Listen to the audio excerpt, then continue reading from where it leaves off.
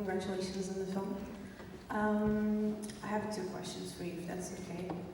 I was here in 2020 when you came to present Falling. So my first question, and you already touched a little bit on this, but was you made your directorial debut with the drama film. So what drove you to move from such a personal story towards the much broader genre of a Western with the second film?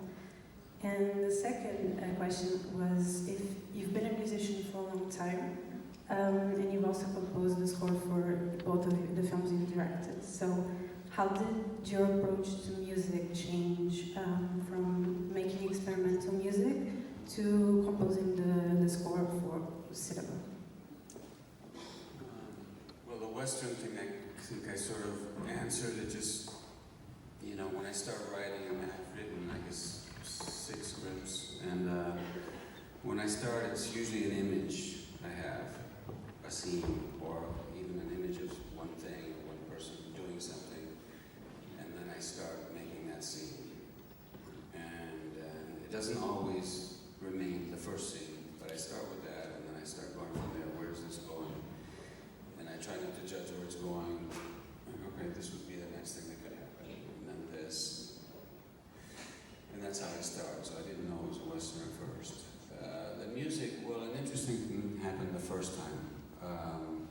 We didn't have money to really get someone to do the music. I wasn't even thinking of them. I was just trying to get the money to start shooting something. And it took, like I say, 4.5, almost 5 years. And I had the actor who played the father of Lance Henriksen.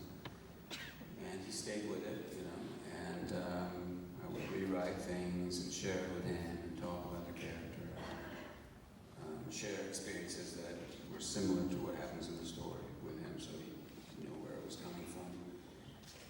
And I was restless, you know. I was like, I could find a little money, but I kept going, and meanwhile doing other things, working, you know, as an actor, and but I kept working on the story. And one of the things, since I was restless, one thing I did is I said to the cinematographer, the same guy, Marcel Siskin, who shot this one, I said, if we get the money, it'll be enough to just shoot. We'll have to shoot in the winter. We're not going to have spring and summer and autumn. So we need to go do this. Let's go. I'll send you an airplane ticket, and let's rent a camera, and I'll rent a car. Let's go. I'll meet you in Canada, and let's start driving around this spring, or late spring, early summer. So we shot lots of things. We would just stop here. We would walk around and shoot these things that you see as memory, you know, in that story. And then we went back again. It was autumn, you know, and we got different stuff, all of which we used in the movie. And the other thing I started doing was imagining what music it would be. Not a lot, but what kind of music. So I started waiting. So I started recording things, you know.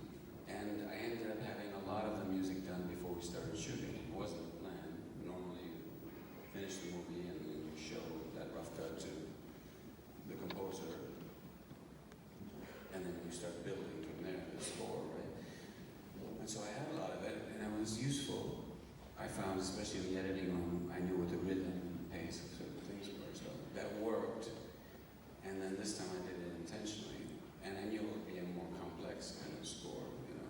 I wanted to historically be accurate with that too. What were the musical influences in North America at that time? What was not only the saloon music that was being played, but what kind of classical music did people hear if they heard any, you know? And then I was thinking of her background, French-Canadian, you know, Celtic kind of background, so there's that Appalachian sound, and there's also some elements of that have to do with Scandinavian folk music, but the Appalachian sound is that sort of violin, you know, that's kind of like Acadia, but also Celtic, Irish